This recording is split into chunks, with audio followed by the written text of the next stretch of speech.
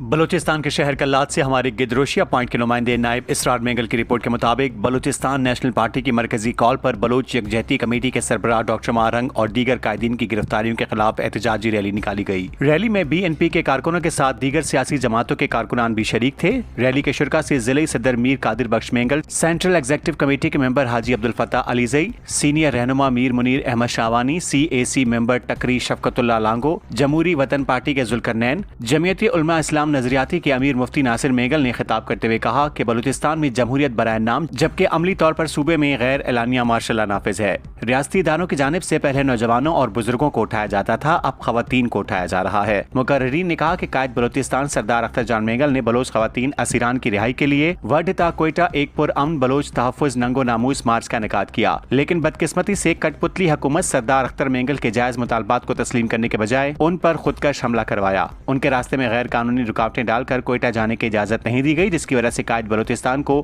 20 روز تک لک پاس کے مقام پر دھرنا دینا پڑا۔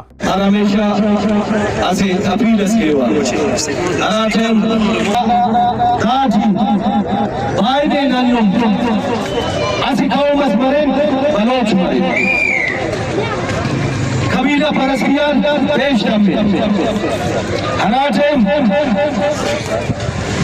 موجودہ حکومت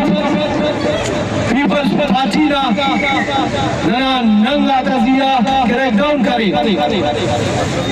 تو بلوچستان نیشنل پارٹی اور قائد سردار اختر جان دانا اعلانی کرے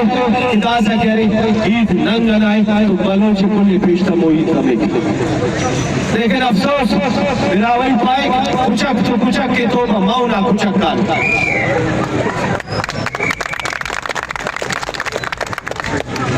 پیپلز پارٹی والا تھا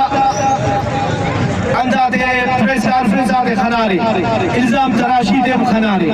لیکن وہ دین یہ لکھا علاقہ آتا تیجی تاتینا چونکا چونکا ٹیپو دے امنوا خلاف پروپیگنڈا گئے نکاری دے افتدا خبر اف دا بلوچکون